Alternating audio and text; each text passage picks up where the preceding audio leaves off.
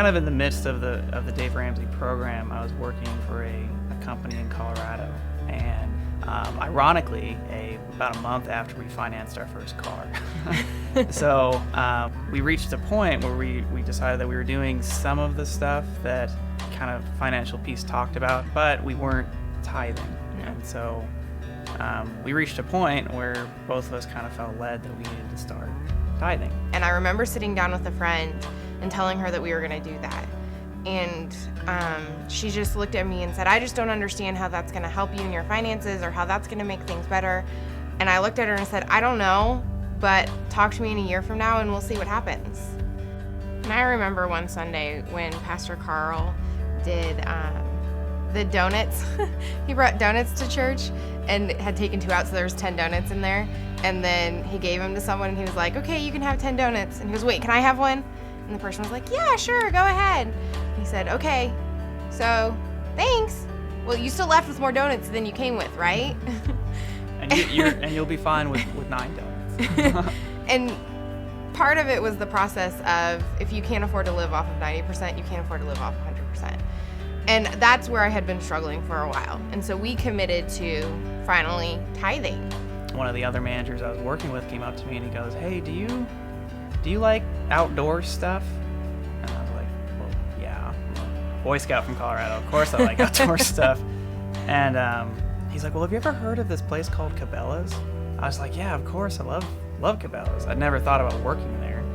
I applied for that position, started out in the customer service department. 6 or 7 months after doing that, I had just gotten into this new role of systems training. So I'm kind of teaching on the different principles and core values and things like that. Cabela's has a contest for their stores. They have a Store of the Year contest. We found out that we won New Store of the Year. The CEO and the Chief Operations, they come through the door and everyone's cheering and they explain the process and how there's going to be this huge party and that they are going to be giving away a $10,000 gift card to Cabela's for the grand prize winner. And the winner of the $10,000 gift card is Pepper!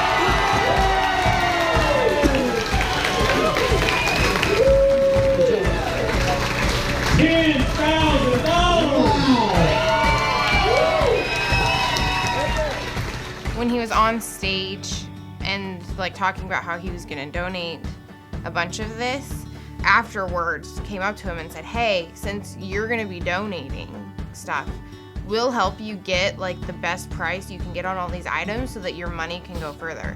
So we ended up getting 106 items, 70 some odd unique things, and it ranged from shoes for men to socks to clothes.